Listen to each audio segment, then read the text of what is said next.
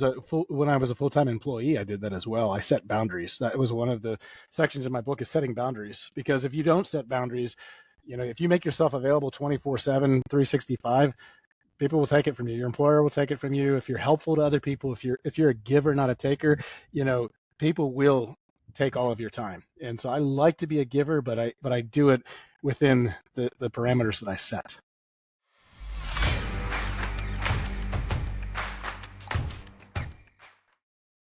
Welcome back to the Money, the Mindset, and the Mentoring podcast. Today we have with us Carl Grant, the author of How to Live the Abundant Life.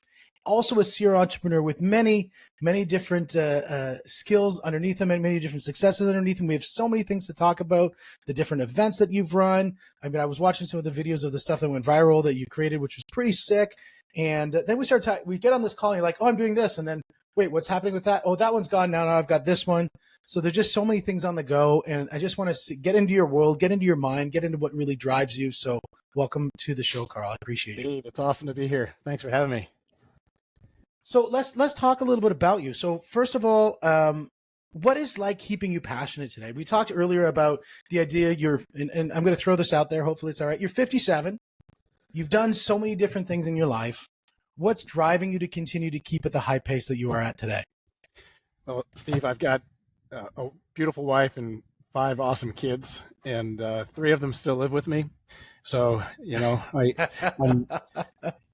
I didn't know how that would look when I had them, but they stick around longer these days, which is cool. They're welcome to stay. I've got a 20-year-old, a 26-year-old, and a 27-year-old living at home. My married son lives about a half hour away. He works with me on one of the projects I'm working on, and then my youngest daughter is an investment banker in New York. She's actually in Florida today picking up our new dog. We have a new dog coming home. That's pretty exciting. Name's Bella. Now for you, home is Austin, Texas, correct? Austin, Texas. Yeah, I've been here 4 years now.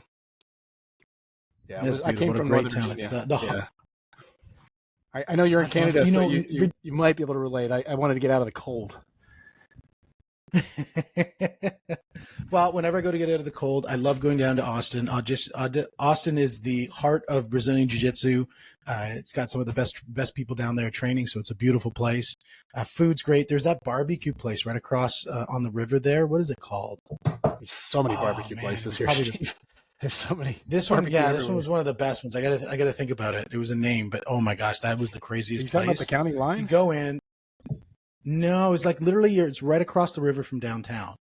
Oh. And I don't think I've been there. Don't remember. Anyways, I love the food, the energy, the vibe is really great, and all the little scooters bumping around town is so much fun too. So I've seen less of them lately. I don't know what's happened. They're still there, but not the mobs of those things you used to see. Oh, you know what? I think it's when conferences come in. That's when the mobs show up. Yeah. So when I was trying to convince my youngest son to move here, he wanted to go scootering around town, and so up until then I thought those things were annoying. This is 4 years ago, but I did it with him, and I had a blast. I almost got killed. My gosh, those things are dangerous. That's what makes them so fun. Yeah. Freedom isn't in safety. Freedom is in doing the things that make you a little bit feel unsafe. So. Oh, I agree. I got my private pilot's license not that long ago, and talk about an unsafe feeling. That and jumping out of airplanes. Those are some adrenaline drivers. Jumping out of airplanes would make you feel that way. My only really close experience on the private license was I had a client of mine. He was 72 years old, and we're flying in his plane. It's one of those de Havilland Beavers, the float planes. Yeah. And we're taking off, and I could hear the tower saying he's not allowed to take off. And he's like, they don't know what you're talking about. They said they think the ceiling's too low or something. Okay. And he just took off. It's dangerous, man. He's a one-eyed bandit. It was amazing. My biggest thrill now is when I get on my jet ski. I have a jet ski, and I'll go 60 miles per hour. At least it's water all around me, and I can recover from a spill.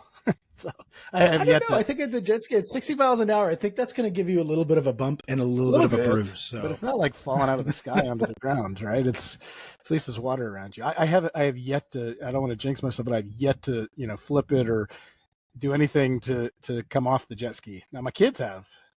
but I haven't. Yeah.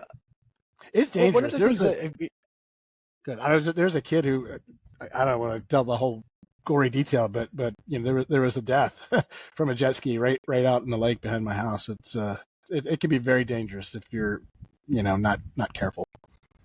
not careful about it. No, for sure. But it can be a heck of a lot of fun too. So It is. It's a blast. I'm going out this weekend. It's going to be beautiful this weekend. Low 90s. well, so we look at what I sort of sense from our last conversation, what I sense from our conversation right now is the idea that you have a really good focus on what's important to you. And I don't feel like the sense that you're somebody who says business, business, business, numbers, numbers, numbers, like the Lego movie. You're more into the idea of you creating focus on all the things that are important in your life. And that's one thing that when I read your book that I kind of got out of that is that this is not just a business book. It starts off with the idea that I should have wrote a business book, but guess what? It affects actually all aspects of my life, not just business. So I got to kind of talk about those things too. So talk to me a little bit about that. So I knew I had a book in me, and when I first thought about writing a book, I thought about what I did. So for 20 years, I was global head of business development for an international law firm.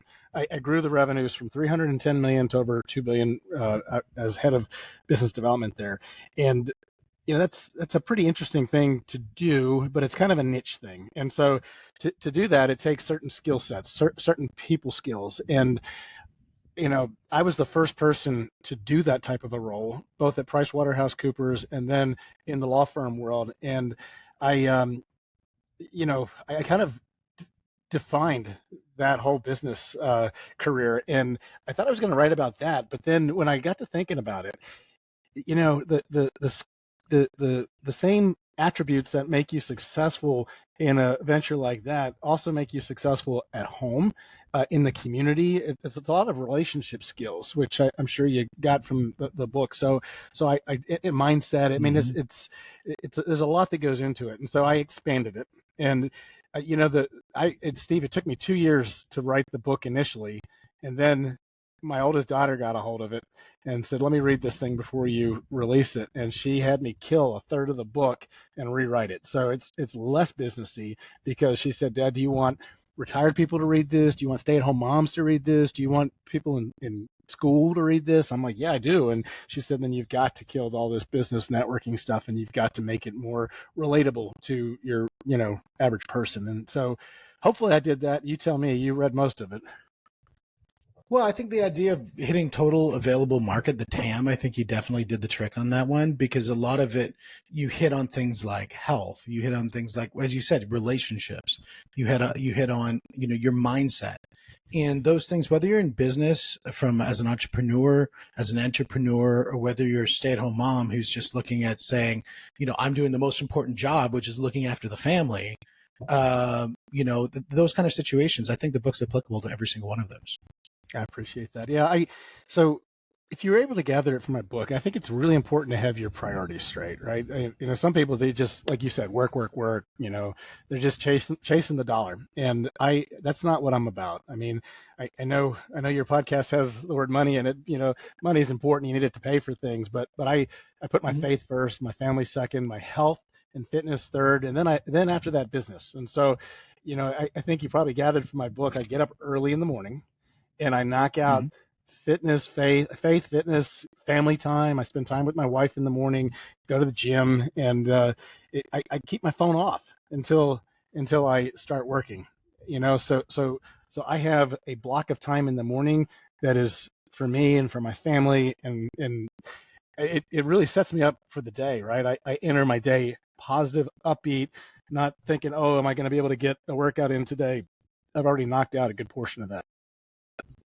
That is so critically important. For me, I think Home Depot has a lot to teach us about time management. When you walk into the store of Home Depot and you see all the shelves, each one of those shelves is a slot in the store that has attributed value. And if we look at our calendar, like the shelves of Home Depot, if that is not producing the return we're looking for, then we need to pull whatever else we're putting in that slot and put something of high value. And what you're just saying is your inventory of stuff that's going on the shelves are saying fitness is my inventory, faith is my inventory, family is my inventory. I don't know if there's any other F words we could put in there, but those are the three top ones there. And then we're looking at our finances is our next one, right? So it's our money, building our business. And so I think by organizing your calendar, like Home Depot organized their shelves, you can really get to the outcomes you're looking for. That's exactly what I do. I block out time for the things that are important to me, and then I schedule the business in and around those other things. And I've done that. I've Yeah, done that that's even when I beautiful. was a full-time employee. I did that as well. I set boundaries. That was one of the sections in my book is setting boundaries. Because if you don't set boundaries, if you make yourself available 24/7, 365, people will take it from you. Your employer will take it from you. If you're helpful to other people, if you're a giver, not a taker, people will take all of your time. And so I like to be a giver, but I do it within the parameters that I set. Absolutely. I was talking with a really successful mortgage broker in Canada, and he was talking, some client called him and said, hey, let's do a mortgage. The guy's like, great. He says, well, and he goes, well, can we do it on Saturday at 11 o'clock at night? And he looked and he said, would you ask, your doctor to meet with you Saturday at 11 o'clock at night? He says, no. Well, why do you think it's appropriate to do that with me? Oh, well, I just thought you might be available. No, here's my hours. Here's what I mean. Does that work for you? Oh, yeah, no, that's no problem. So I Yeah. agree. Setting boundaries, I think, are so critically important. And real estate agents fall victim to this all the time because they'll just say yes to any time. And I agree with you that the idea of every yes is 1,000 no's. It's infinite no's, actually, for every yes. I agree. I think I have lost business relationships because I've set up boundaries. Frankly, if somebody has to do something on a Saturday, they're probably not the right person for me. Lately I've set up Saturday as my day of rest. I work really hard. In fact, I'm back in the grind on Sunday afternoons. I'm chairman of the board of a company. I'm chairing a board meeting right after church on Sunday, and that's life, right? I mean, I guess we were given one day a week to rest, and I take mine and I unplug. I don't do any work related stuff on Saturday. At least not my normal work related stuff. If I want to pursue new things, have new, I get new ideas and new thoughts and new ways of doing things on Saturdays because I've unplugged and it's great. I love it. And I think everybody would benefit by doing that. It doesn't have to be Saturday. It's just, Saturday was the original Sabbath. So I said, why not? Most people are unplugged on Saturdays. Yeah, I'm sort of, I should say I'm this exact same way on Saturdays. I wouldn't even say, to be honest, if I was going to be truthful, it wasn't necessarily by design. It's just because it kind of happened that way. Because I am very structured about my week. I get up at 4:30. I go to the gym at 5, and then I do all my planning in the morning and do my team meetings. I try to get all that stuff done before 9:30, so then the rest of the day I can be in action. And then the evenings I schedule a couple more fitness stuff and I schedule time with my family. So during the week it's very scheduled. And then Saturdays it just kind of happens that I just mentally disconnect on Saturdays maybe.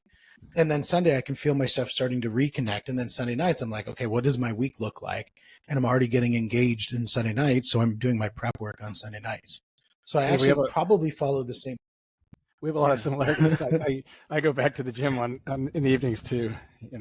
I've narrowed I that down love to, it. to four nights a week. I was doing 6 and it was a bit extreme. So I've kind of modified the workout schedule. So I typically get Tuesday off and then Friday I do my cardio in the morning, but I'm not doing weights in the evening. So it's especially good in the summertime here because I live across the street from a resort and they have an amazing, Yeah. pool bar, and I like to unplug Friday after work and go over and enjoy my surroundings. Now you're not counting the time at the pool bar as part of your workout exercise, correct?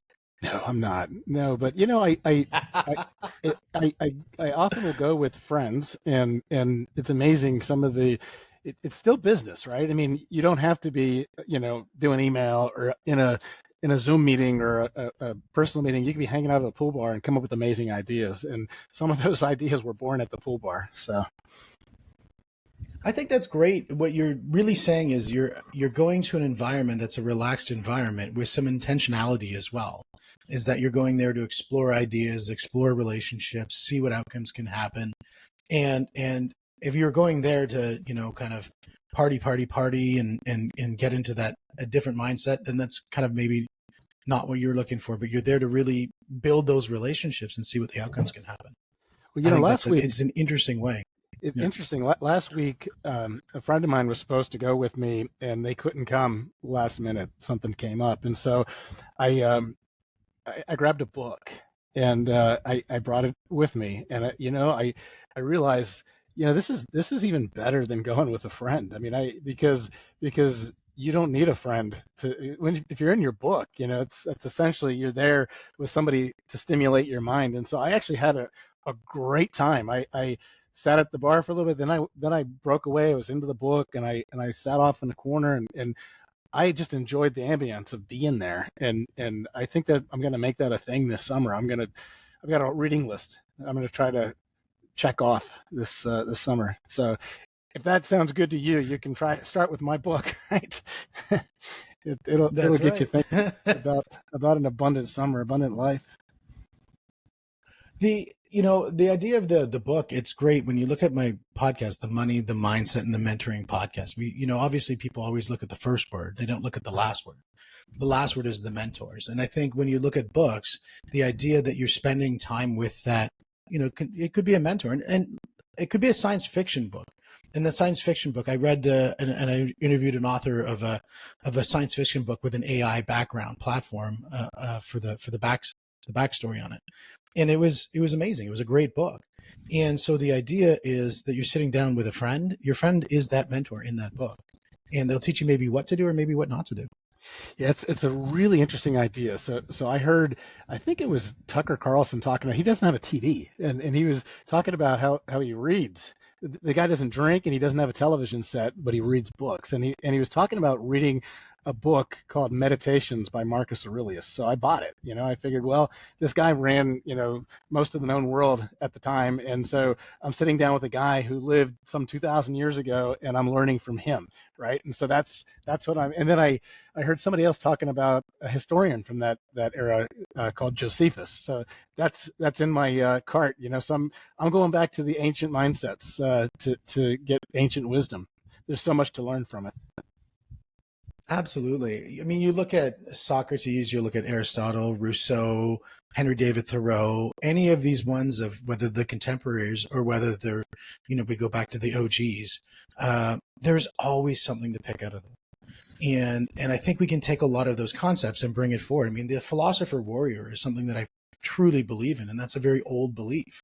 And I think that to be holistic, and I think you talk a lot about that, is that the idea that you need to be of strong mind, you need to be a strong body, you need to be of strong faith and have strong family. And that really embodies that old school world of what a good person is supposed to be.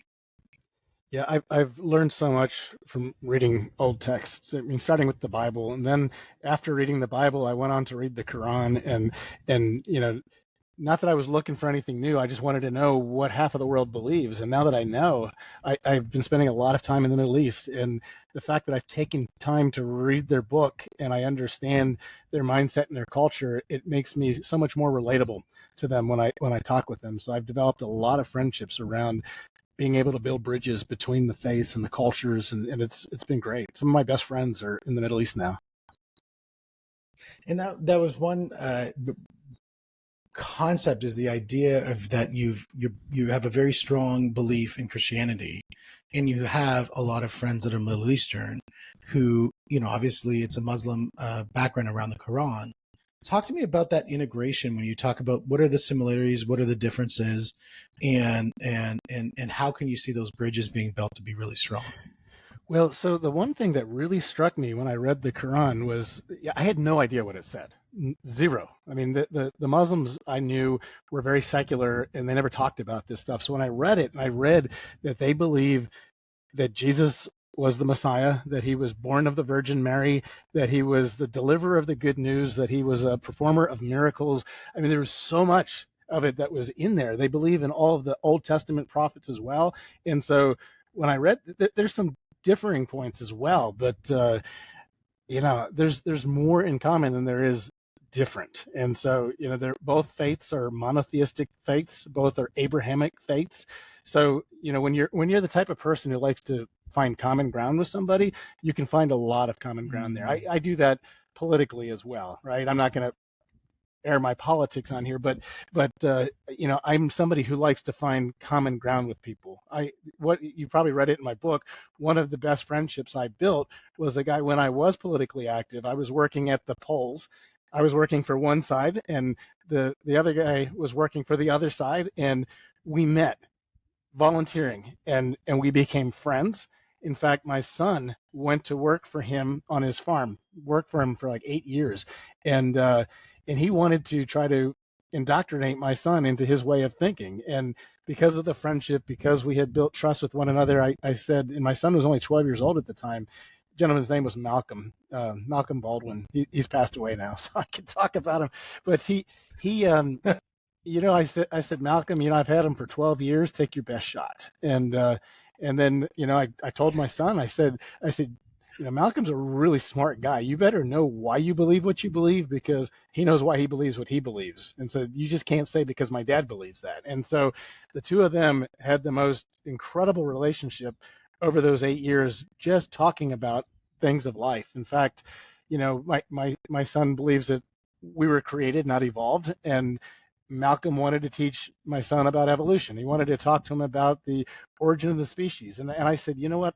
I'll buy him the book, Malcolm, by all means. And so, he learned so much from that experience. And I told my son, I said, if you ever want to be able to be effective in arguing your position, you need to be able to argue the other person's position just as strong as you would yours, so that Yeah.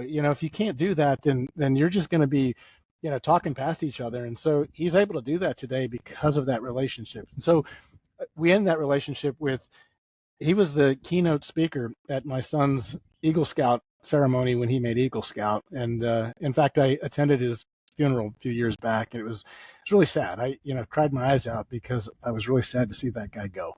So that's when I talk about finding common ground, whether it be religious or political. I think the world would be a better place if everybody tried to do that. I agree 100%. I think too many times what people are doing when they're having a conversation, they're spending too much time in the mechanism of convincing the other person and not listening to the other person. It's the idea of actively engaging in what they're saying and really saying, is that something that fits with who I am? Yes, maybe no. And if it's no, why? And then being able to accept that that person is probably going to their same reconciliation in their brain, and knowing that that's okay if that other person has a different belief than I do. As long as we're Absolutely. not trouncing at each other physically or financially or any other ways, then that's a whole different ballgame. But the idea is that we're going to accept the other person's. And I think we're both looking for a truth in the common ground rather than the truth in our perception of what we understand. I think it becomes a way better conversation when you're talking to somebody who's different than you. I have 100% belief that you need to surround yourself always with people who think differently than you. I agree. Absolutely. Some of my best friends are the polar opposite of me, and I prefer to keep it that way. I don't want to be in an echo chamber. Oh, it'd be the And worst. If I surrounded myself with 50, it'd be awful. The world would. I know. You earn your right to speak too. Like when I went to, I've been to Pakistan 3 times in the past 2 years, and the first time I went over there, I just listened. I didn't talk. I Mm-hmm. mean, I talked a little bit, but I didn't express any of my views or beliefs. I just listened and Mm-hmm. listened and listened, and it's amazing how people love to talk about what they value, and I learned a lot. And the next time I went back, I was actually invited to speak in front of thousands of people, and the topic I was challenged to speak on it was religious similarities and differences. Believe it or not, it was kind of a daunting thing to do in Islamabad. I'm in Yeah. the capital of a Muslim country, and I'm speaking on this very sensitive topic, and I studied it carefully. I came prepared. I ran it by friends before I went to do it, and it came off really well. In fact, Steve, we're doing a podcast right now. I've been invited on more podcasts in Pakistan. It's crazy. I had to change my Facebook profile to a public figure profile because I was getting so many friend requests from that region that I couldn't answer them all. So that way they could just follow me rather than That's amazing. befriend me. So it's kind of crazy. That's amazing. That's amazing. What's the biggest takeaway that you took out of being in those countries? When you say there's there's obviously similarities, but there's differences. When you look at the differences and you say what could you celebrate in those differences that you could take away and say it'd be great for other communities to take a look at and say that this is an interesting thing to bring in.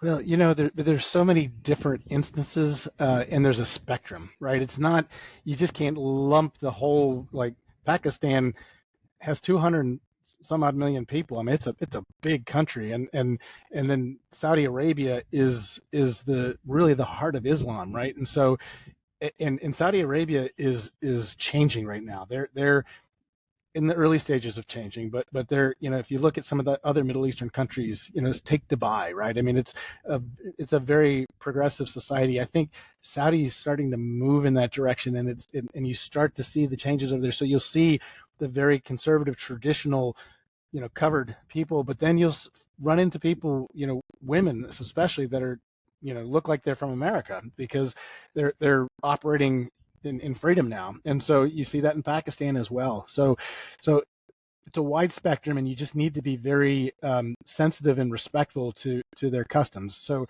the one thing that you learn, Steve, is that when you go over there, you don't necessarily, like when you're interacting with a woman, for example, you don't necessarily stick out your hand to shake her hand as we would in the West. You wait and you see if she extends her hand, and if she does, then you can shake it. So you have the spectrum of people who will not shake hands, and there are people who will hug, right? I mean, so you just have to, you really have to kind of figure out where they are in the spectrum of conservatism in their culture, and adapt to it. There's something beautiful about it because their culture is so much more modest.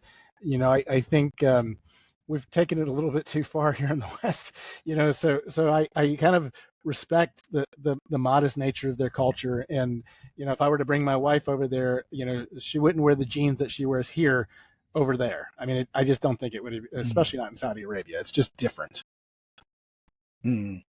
There was one thing I read about expressions, and when you look at expressions in somebody's eyes and that sort of thing, in a Middle Eastern country where they wear a lot of garb, the expression apparently that comes out of their eyes is so much more strong than when you look at somebody in North America where you get a full face perspective.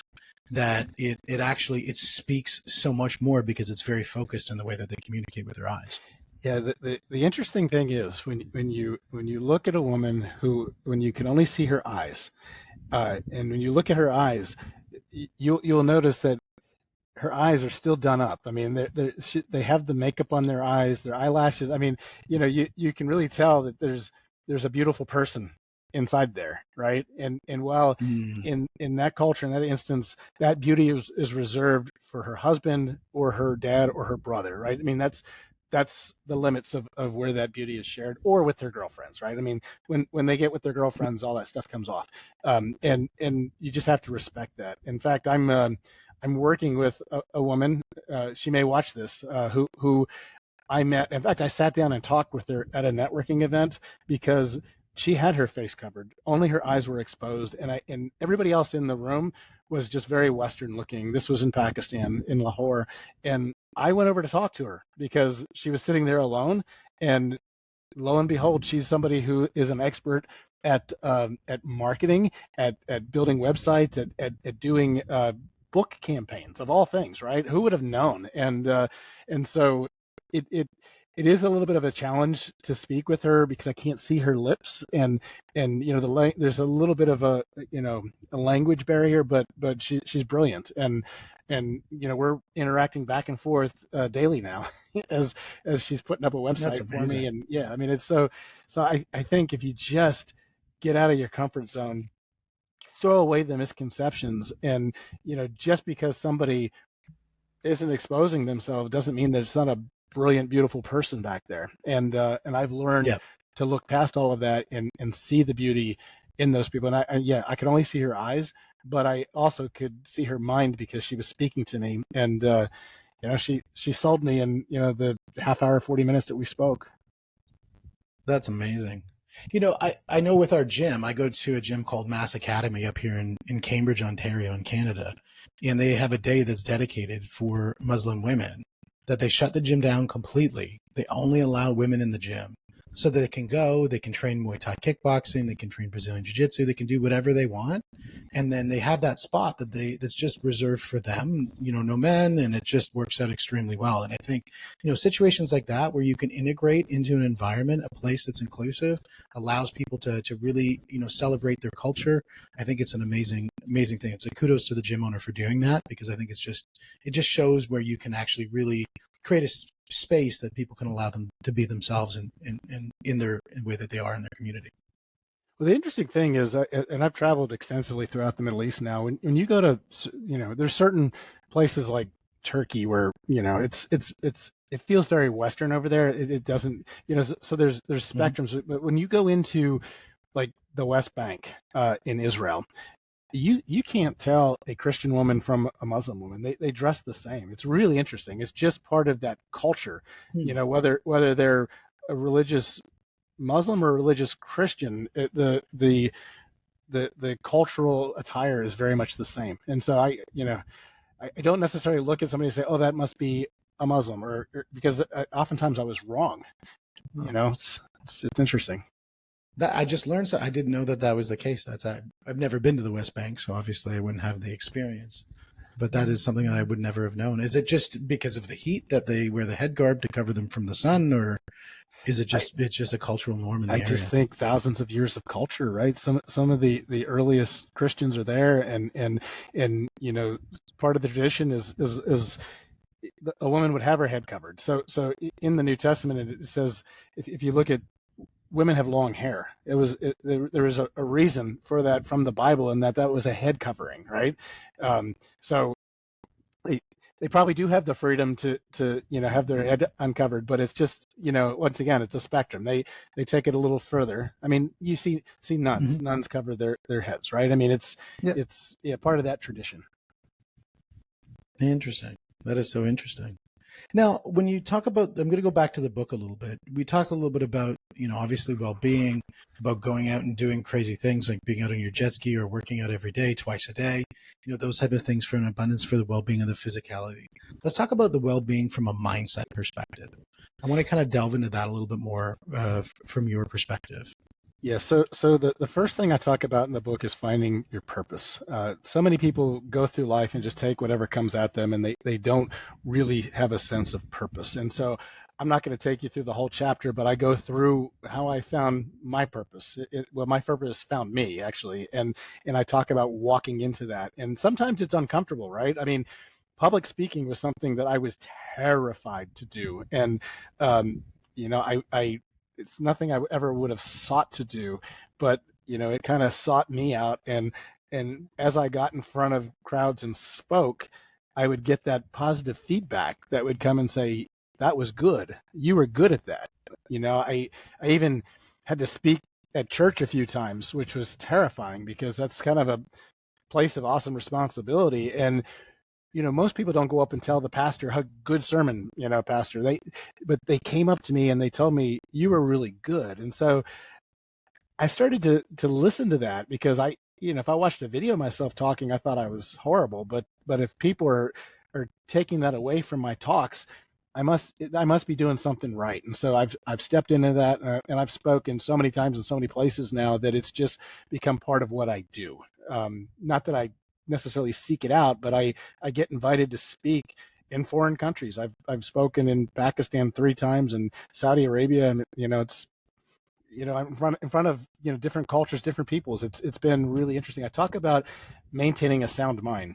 So many people just let whatever thoughts come into their mind, and they don't realize that the only person who can control what they think is them.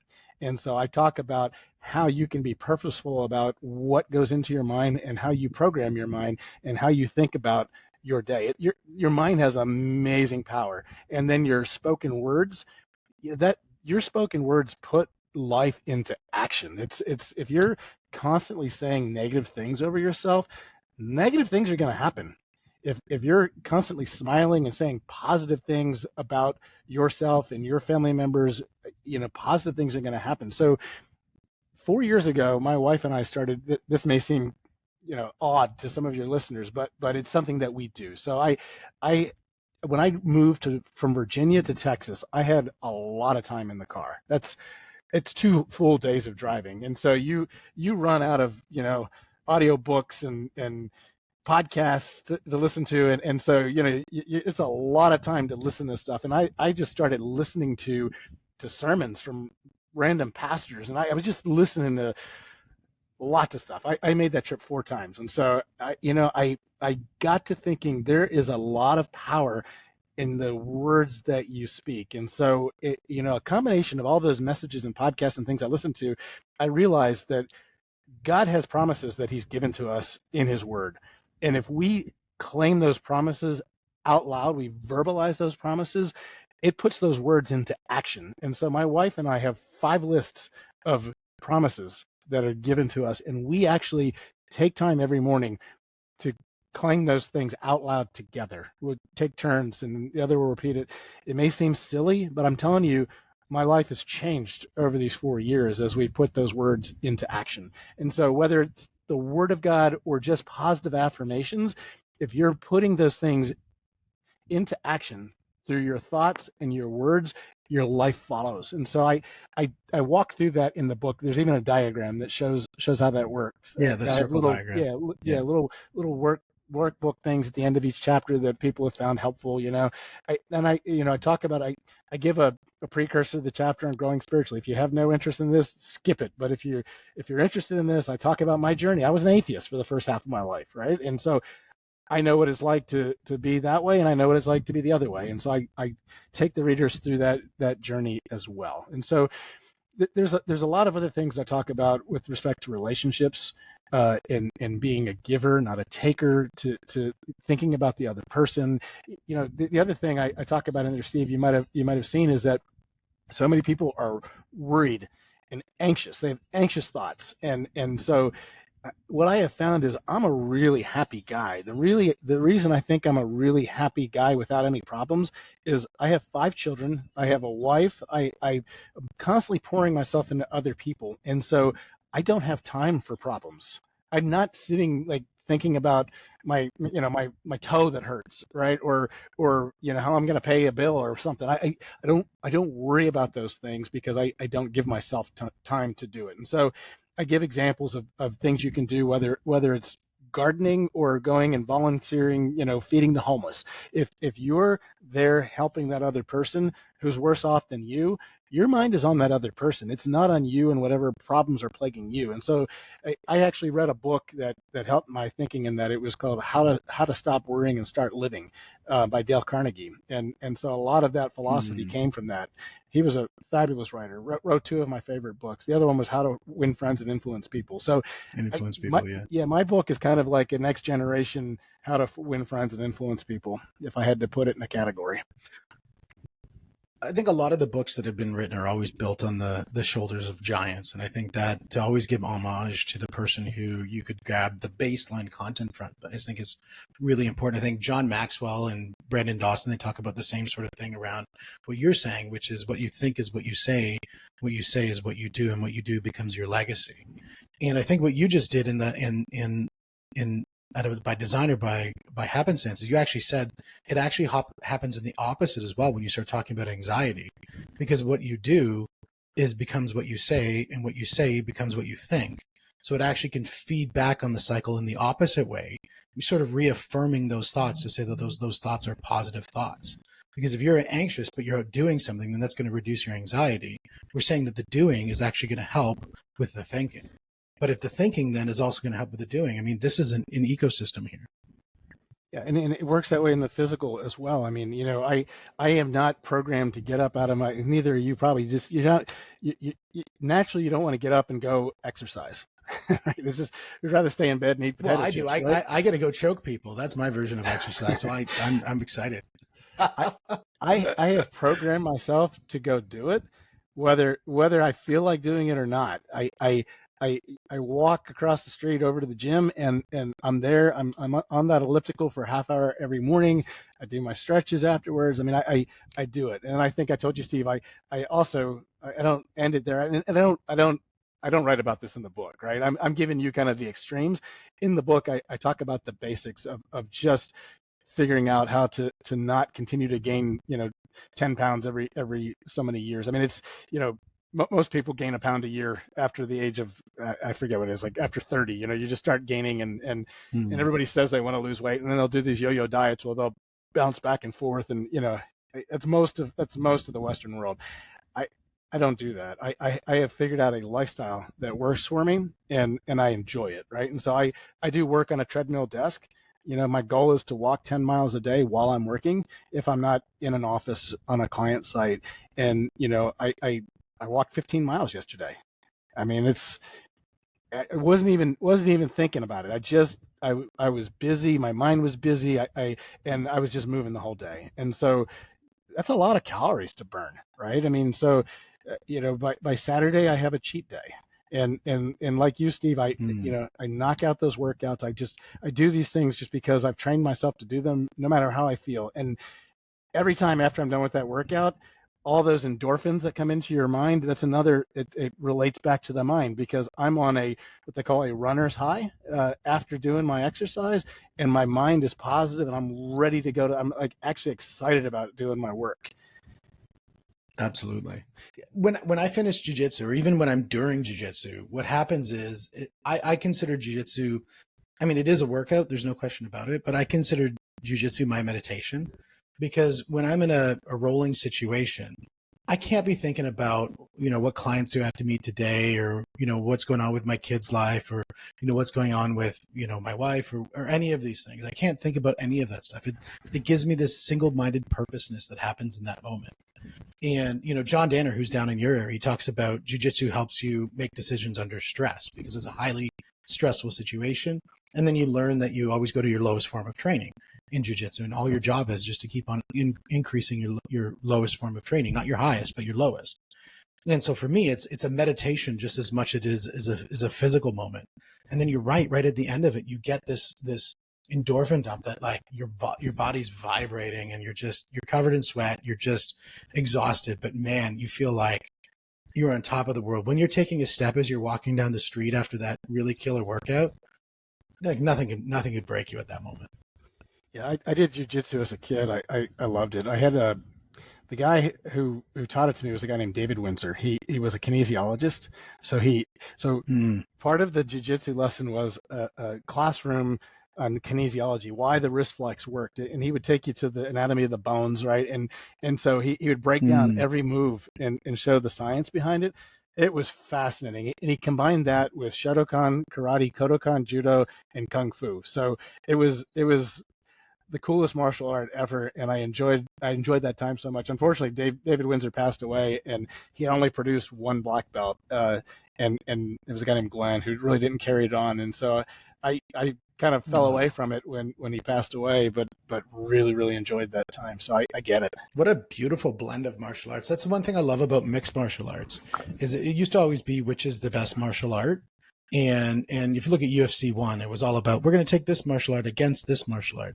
And then what everybody realized is that if you took a hybrid of all of them, you can become the best martial artist, because judo is going to teach you certain mechanisms of control that Brazilian jiu-jitsu is not going to, and it's throws.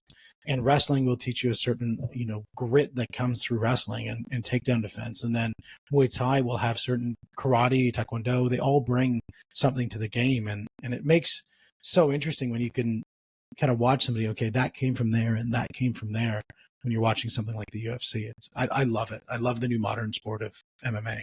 Well, this guy David Windsor, he had a stroke. He was a young guy, and it's too bad that he had all these problems. But so half of his body was paralyzed, and right, so people would always think they could sneak up on him, play tricks on him, but he had the most deadly right hand in the world. I mean, he really couldn't do the kicks and so forth because of his left side. But man, if that right hand if that right hand ever got you, good luck, you know. That's He amazing. could put That's you in a wrist amazing. flex and have you immobilized so fast. Just doing wrist locks on people yesterday. I Yeah, and love he was a wrist locks. master at using the other person's energy against him, right? Somebody would come at him, and he would just have the energy just go right around, and next thing you know, you're on the ground. It was amazing. Well, I think jujitsu, there's a lot that can be taken from jujitsu as a mentality into the way that you communicate with somebody. Because the idea is if somebody puts forth an argument, rather than combating that argument, work with them in the direction that they're going to help adjust the trajectory of the discussion to get to the point in which you want to take them. And I think that when you're having a conversation, you can have such a more productive conversation rather than the yes, no combat that happens in a lot of conversations with people who are just trying to prove that they're right rather than prove what the truth is. And I think that's where, it goes back to the idea of bringing people together that I think you're so good at doing. Yeah, I agree. I don't think most of the I don't want to lose people with the martial arts stuff. Joe Rogan does that sometimes, but I don't think most people understand kind of the art of jujitsu. It's most of martial arts it's combative, right? You're hitting and hitting, or kicking or throwing or holding. Jujitsu is the opposite of that. It's taking that big strong person who's coming at you with that punch and taking that punch and making it work against them. It's really amazing when you know.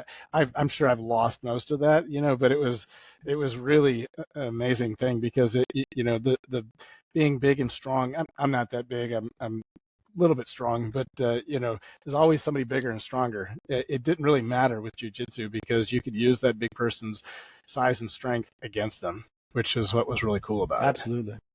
Well, and longer too. You can last longer. I mean, if they're spending their energy and you're not, like that, I'm 48 years old, and a lot of guys in the gym are like in their 30s and their 20s, and I can outlast most of them, just because I'm efficient with the way that I move. It doesn't mean I can beat all of them. I mean, we've got some good killers in the gym, but I can keep up with pace all day, every day, because I'm efficient in the way that I move, because I Well, want to have them spend the energy.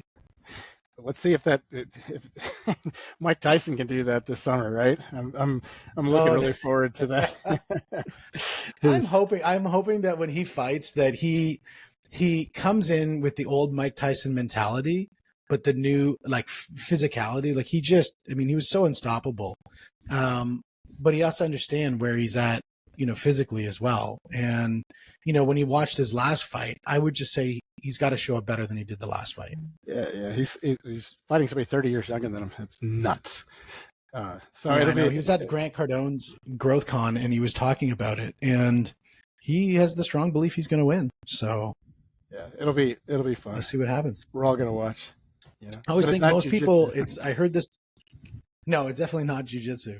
Well, most people, I mean, they always say they talk about the goals and that sort of thing, that the goals and the motivation is so important. But I think, I heard this once where they said all these people who line up at the, on the line of a 100-meter dash, they all have the same goals, which is to come in first place. But the person who's the best systems, the best processes, the best, sometimes DNA is the person who's going to get to the goal line first and get that first prize. So it's not about goals. They all have the top goal, but it's about everything else that happens to actually recognize that goal. And Yeah, I hope for Mike Tyson that he's got that too. I think most of the world's rooting for him. Yeah, I think so too. Now, Yeah. one of the things I want to talk about too is when we talk about bringing people together, you shared with me a clip of a event that you were at that you, I think, either run or participate at. That's the Sunday SVC thing that you're doing, where you had some really interesting characters on stage with some really interesting backgrounds. And when you're talking about that, hey, you weren't a public speaker, well, I would obviously that clearly argue against that case because you did a great job of interviewing people who had very different backgrounds. Do you want to just talk a little bit about that event? Because I just thought it was a cool event, and I thought I'd just bring it up. Sure. Yeah, that's one of the motivations for coming here to Austin was to start this thing called the Sunday service. Yeah, we say SVC just not to make it sound like going to church because it's not. It's we've taken kind of the best of South by Southwest, film, music, business, panels, and we've done a faith version of it, but in a very cool, fun way. We take out Stubbs, which is an iconic place in Austin, and we do the last one was 2 days. So I got it kicked off 2 years ago.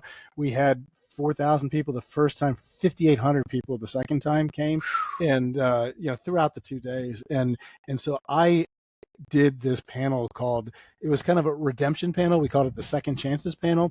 And I got three of the people who had come the furthest, right? Like I had I had a former gang member, Johnny Chan. He was in jail for 4 years in L.A. Marcus Bullock, who was in jail for, I want to say, was in for 8 years, maximum security at age 15 for doing an armed carjacking. And I had Brittany De La Mora, who spent 7 years in the porn industry as a porn actress. And all of them have given their life to the Lord, are doing wonderful things, helping other people. Brittany's got this amazing ministry. She's one of my favorite, kind of online, faith people. Marcus is running a business, and he's in helping inmates, and Johnny's going around doing this jail ministry, and they're really amazing people, nice people, and for them to talk about where they came from and how their life has changed and what they're doing now. That was a really fun panel. I don't know if you could put a link in your podcast Yeah, I'll there, definitely put a but link onto it because I think it was a great conversation. That's for sure. yeah, And I just thought you navigated it very well. yeah. Yeah. I mean, there was so much. I could have taken any one of them and talked to them for 2 hours because they all have so much content, and so kind of to get the best of the best out of each of them, and get them talking with each other. So at the beginning of this, I knew Marcus. Marcus and I are friends. I didn't really know Brittany. I mean, I followed her and we interacted through Instagram, but I didn't know her. And then Johnny, I didn't know at all. And so I got them together on a Zoom call ahead of time where I really got them talking to each other and getting to know each other. And then at the event, this is part of the magic, Steve, of having that thing come off the way it is, because by the time we did it, we all had relationships with each other. So we sat back, for half a day backstage and just talked with each other and shared. And so, we were friends by the time we got up on the stage. We didn't know each other that long, but we knew what each other was about. And so I consider them all friends now. It's really good people. So it's a lot of fun. That was one of the most fun things I've done ministry wise. I mean, it was so on the edge. The first year I wanted to do that, but we were trying to get the church community in Austin behind this event. And I didn't want to spook off any of the pastors because it was kind of edgy, right? I mean, you're talking about somebody who's still got, I've never seen it, but they still have their porn career somewhere out there on the internet, right? I mean, that's kind of an edgy thing to do, but I know her heart. I know she's redeemed. She's completely changed her life. She's been out of that for a long time. She's married to a wonderful guy and has kids and is a great mom. And so, and is working against that industry now. I mean, she really is one of the most outspoken people against all of that. And so by the second year, after we had a successful event the first year, I felt like I got my sea legs under me and I could go and do something a little on the edge.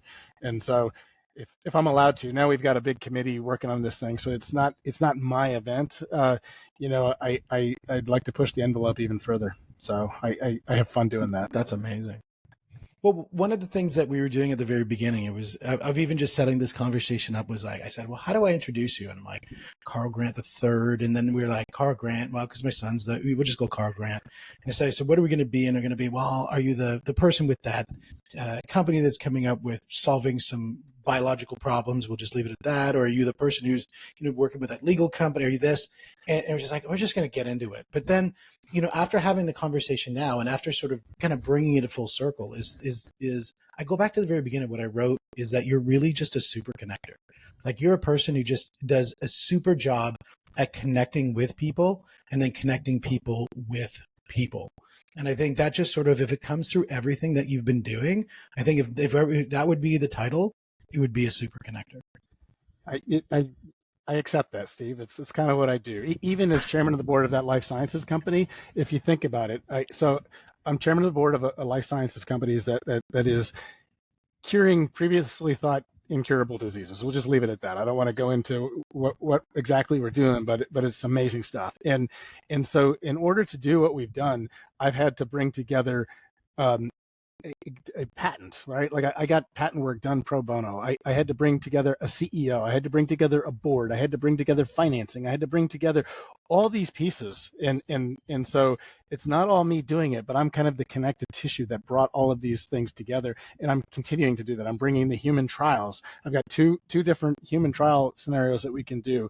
I'm going out and I'm raising more money for that. So it's all about connecting. What we haven't talked about, Steve, is what I do for pay, right? I mean, it's kind of boring when you think about it, right? I We mean, forgot about that part. yeah, but but who's defined by what they do, right? I mean, I have That's had right. people in my life that you don't even know what they do because they're just interesting people, and so I try to be one of those people, right? Yes, I was global head of business development for a law firm for 20 years, right? I helped grow the revenue from 310 million to over 2 billion in revenue. So I know how to do that. That takes a certain skill set. And so I'm doing that in a consulting basis now, helping law firms optimize their marketing and business development departments, training people on how to do business development. I'm actually doing some business development for a firm here in Austin.